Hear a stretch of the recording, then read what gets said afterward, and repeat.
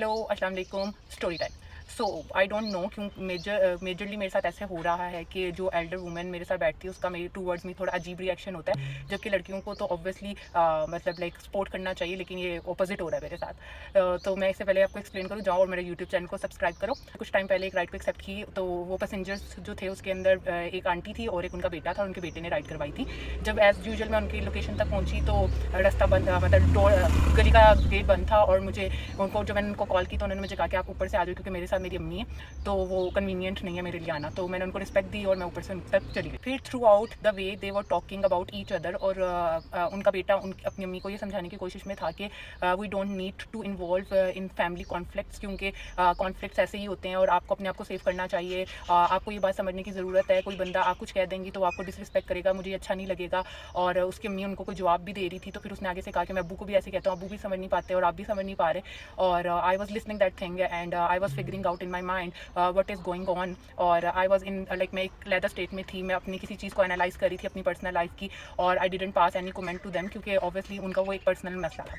अब ये तो सब सिलसिला चलता रहा और मेरे ख्याल से वो 15 से 18 मिनट का डिस्टेंस था, and I heard all the details जो लास्ट नाइट उनके घर में हुआ था। सॉरी फॉर दैट, लेकिन ऑब्वियसली मुझे मतलब लाइक आवाज़ आ रही थी तो आई हर्ड दैट।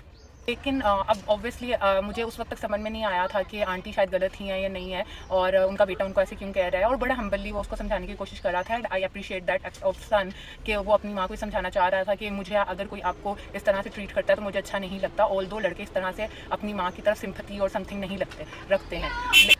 और अब जब उनकी डेस्टिनेशन आ गई और मैंने उनसे पूछा कि आपने पेमेंट कैश में करनी है या अकाउंट में करनी है, तो उन्होंने बोला कि वो कैश में करेंगे, और इतनी देर में वो कैश फाइंड आउट कर रहे थे। तो साथ ही उसके मेरे को टाइम मिल गया टू टॉक टू मी, और उनका मुझसे पहला क्वेश्चन ये था, किंज हौसला आया ए चलान ए करन नू, सॉरी मेरी पंजाबी अच्छी नहीं है, किंज हौसला आया ए करन नू समथिंग लाइक ना। तो एंड आई वाज लाइक कि मतलब क्या हौसला आया और something. I kept quite at that moment. और उसके बाद थोड़ी देर बाद उन्होंने मुझसे फिर पूछा कि ए किंज कर लेनी है ना। तो मैंने कहा आंटी कर लेनी है जिस तरह कर सकती हैं। तो ना फिर उसके बाद मैंने ये कहा तो आगे से कहती फिर कर दी रे, हौसला है तो कर दी रे।